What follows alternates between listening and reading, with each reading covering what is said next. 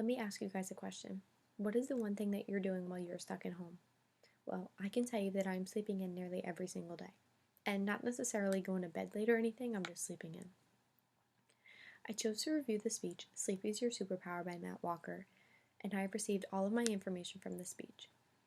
I enjoyed watching this because it was very informative, and he talked about things that I did not know beforehand. How sleep is significantly related to your memory and your brain function, your immune system, and he even spoke about what you could do to ensure you're getting a good night's sleep every night. His speech consisted of everything a good intro is, but he did not talk about where any of his information had came from. Matt Walker had done a lot of research prior to giving the speech, but he had mentioned many times, according to research, making it evident that it was not his information. But he did move quickly and clearly to and from each topic. Walker had made a lot of eye contact with his audience and was very clear when speaking.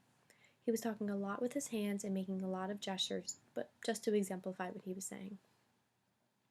He made it very clear that sleep loss can affect your brain and your body in more aspects than you could ever imagine.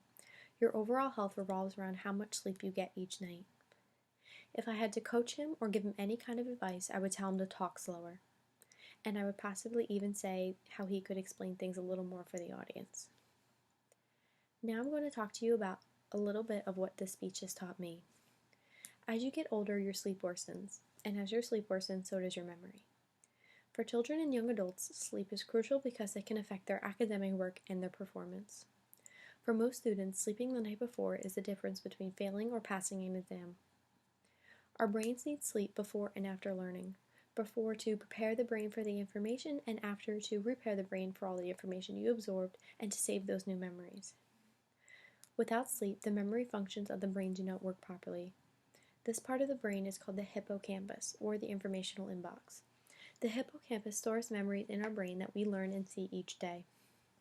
Our cognitive brain function relies solely on the rest we are getting each night. Your immune system is significantly compromised if you are getting a poor night's sleep constantly. Short sleep predicts all-cause mortality and ensures that you will have a shorter life. Matt Walker spoke about daylight saving times. And I know you're probably thinking, what does this have to do with your sleep?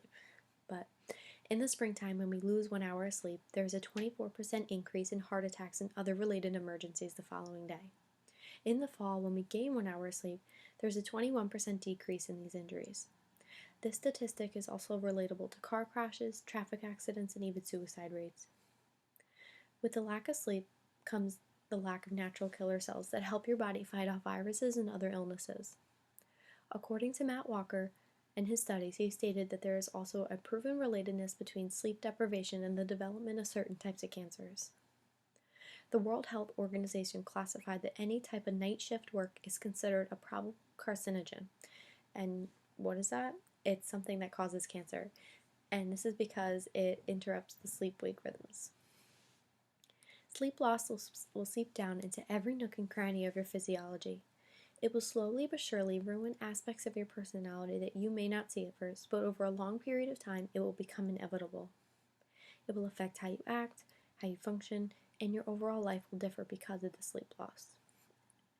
Now, what could you do to ensure that you're getting a good night's sleep? Here's what you can do according to Matt Walker. You can avoid naps during the day, because therefore it keeps you up at night. And you can stay on a consistent schedule by getting up at the same time and going to bed at the same time every single day, regardless if it's the weekend or a weekday. You can lower your AC or your heat at night to 65 or lower. This is because our bodies need to be cool to fall asleep. So you may realize that you can fall asleep easier in a cold room rather than a hot room. And if you're lying in bed, tossing and turning, get up and do something else. Go in another room and only return to bed when you begin to feel sleepy again. Thank you.